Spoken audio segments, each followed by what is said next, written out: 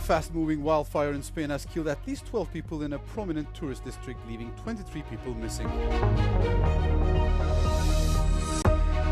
European Commission President Ursula von der Leyen will offer to a museum the gun President Erdogan gifted her at the NATO summit.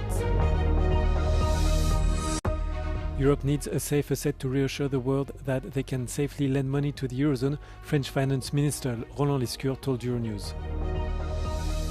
The European Commission is charging Meta with a potential multi-billion euro fine, alleging it breached the Digital Services Act by intentionally designing platforms to exploit young users. A fast-moving wildfire has killed at least 12 people in Andalusia, southern Spain, as an out-of-control blaze swept through a prominent tourist district, trapping fleeing motorists in burning vehicles and on foot.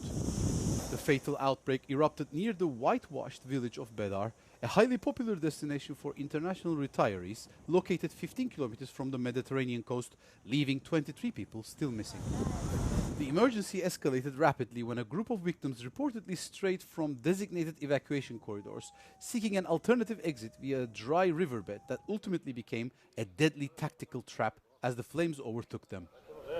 Con un susto que no veas tú, que no me llegó la camisa al cuerpo, porque fue rapidísimo. El fuego era un Fórmula 1, el fuego. Regional authorities confirmed that the vast majority of the deceased are believed to be foreign nationals, including 4 suspected British citizens who perished in the flames. To combat the aggressive front line, around 500 firefighters, backed by Spain's specialized military emergency unit, are scrambling across parched ravines to protect homes and search for survivors amid thick plumes of smoke. And this is attributable to human-caused climate change. What that means is in each year, we're much more likely to see these fire weather extremes that combine these multiple compound events, even if the likelihood of extreme wind stays about the same.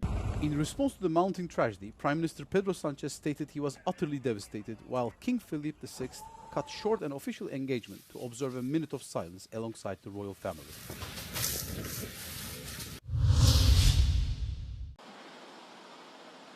The 27 countries of the European Union have unanimously agreed to open a new cluster of accession negotiations with Ukraine and Moldova, marking another step in their arduous road to membership. During a meeting on Friday, EU ambassadors endorsed their common position to unblock Cluster 6, which covers external relations. This decision builds on the momentum generated by Hungary's change of government, which ended 2 years of obstruction of Ukraine's accession process.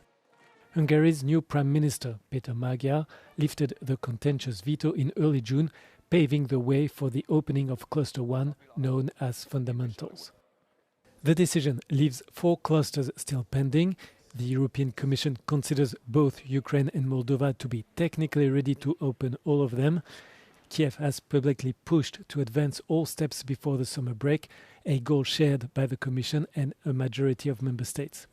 Hungary has expressed serious reservations about the idea of proceeding at such a pace, arguing that this would amount to fast-track accession.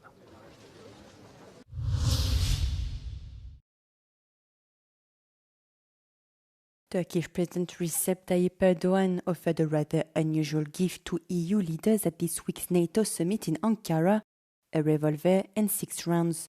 Some said the gift was meant to showcase the Turkish growing defense industry.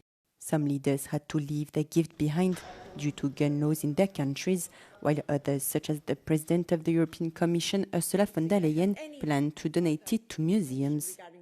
So the President obviously thanked President Erdogan for the gift. Now, because it is a firearm, it will be securely transported and stored, and once it is decommissioned, it is the intention of the President to donate this gun to a military museum. In a more challenging world, the EU-Turkey partnership matters more than ever, Ursula von der Leyen wrote on her social media account after meeting with President Erdogan alongside EU Council President Antonio Costa at the NATO summit. Von der Leyen stressed Turkey has been an important partner in addressing the crisis in the Middle East and the war in Ukraine, and called for a settlement of the Cyprus issue through the UN-led process. Europe needs a safer set to reassure the world that they can safely lend money to the Eurozone and get it back. French Economy and Finance Minister Roland Lescure told Euronews ahead of talks with EU finance ministers in Brussels. European economies have been quite resilient despite the impact of the war in the Middle East, but a recovery is needed, the minister said. We are not exposed directly to the crisis in the sense that there was no volume issue. We still got oil, we still got gas, we still got fertilizers. But the fact that some of the oil that was flowing is not flowing anymore to Asia has risen the prices.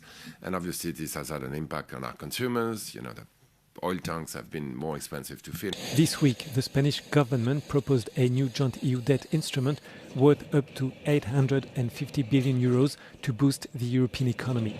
National debts would be pooled, auctioned on the market, and then lent back to the country.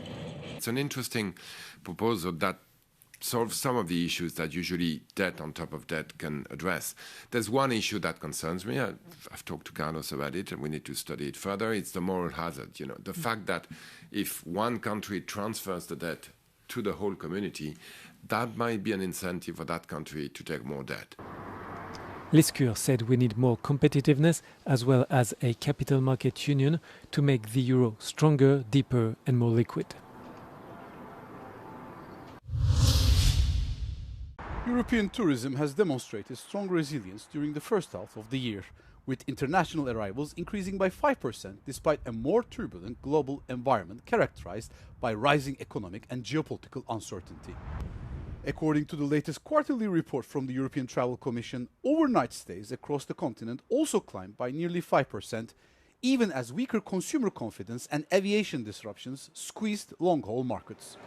The robust regional expansion is being spearheaded by southern and Mediterranean hotspots, with Greece recording a staggering 38% surge in visitor numbers, followed closely by robust double-digit gains in Italy and Malta. However, performance varied significantly across sub-regions, with travel spending in Italy rising only 4% despite massive volume growth, suggesting lower average spend per individual traveler. In sharp contrast to this growth, some destinations faced a particularly challenging start to the year, with Cyprus suffering an 18% decline and Turkey dipping by 2% due to weaker travel sentiment linked to its proximity to the Middle East conflict.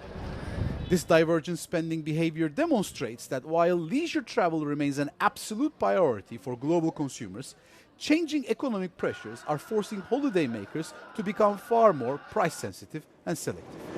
Consequently, destinations that align closely with tighter consumer budgets and offer greater safety and flexible travel options are best positioned to capture demand, as millions of travelers deliberately shift their bookings to the cooler, more affordable shoulder month of September.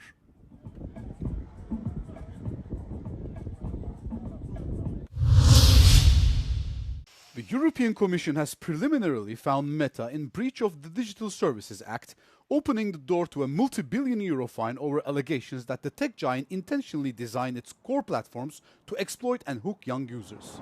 The executive charge sheet explicitly targets highly addictive features including infinite scroll, video autoplay, and push notifications, which regulators argue shift the human brain into an unthinking autopilot mode. Consequently, investigators concluded that Meta deliberately disregarded internal data showing how late-night usage damages the mental and physical well-being of teenagers. While Meta maintains that its current controls protect adolescents, European officials dismissed the existing time management and parental safety tools as fundamentally ineffective and easily bypassed by minors. The Commission has demanded structural changes to force less engagement-driven layouts, giving the company a formal window to examine the evidence and launch a legal defense. If these preliminary findings are ultimately confirmed, Meta faces an unprecedented financial penalty capped at 6% of its annual global turnover, a sum exceeding 11 billion euros based on recent revenue figures.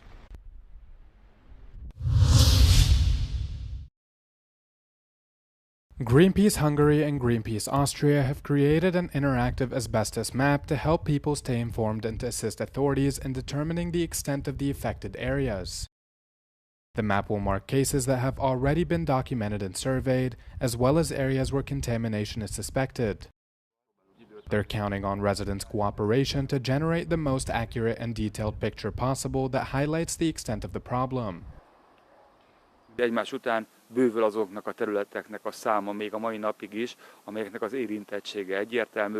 Például ugye Bécsbe derült ki, hogy számos utcába, magába az aszfaltban van benne, de mégis kiporzik onnan, illetve most például Nagykanizsán derült ki, hogy ott is van egy azbeszttel érintett terület. Simon stressed that coordinated centralized action is needed. Olyan hírek is eljutottak hozzánk, hogy Ausztriába, Burgenlandba tervezik egyes bányáknak az újranyitását tesztüzembe, ami úgy gondoljuk, hogy mindenképpen elutasítandó és felháborító, és mi is tiltakozunk, és azt kérjük, hogy a magyar kormány is tiltakozzon ez ellen. Asbestos is a slow killer that can cause tumors to develop in the body even decades after exposure. Mint egy kígyó beáll a légáramlásba, és egészen a hörgőkig le tud jutni, és oda nem jön ki. És azáltal, hogy hosszú, ezért nem tudják betokozni a megfelelő falósejtek, és egy állandó gyulladásos állapotot hozhat létre. És ugye egy állandó gyulladásos állapot aztán idővel átalakulhat rákká. The Minister of the Environment personally inspected the neighborhood in western Hungary in May, inhabited mainly by families with young children, where it was discovered that the road surface was contaminated with asbestos. Greenpeace alerted the relevant authorities and is awaiting a response, but hope that the measures the government has promised will be implemented soon.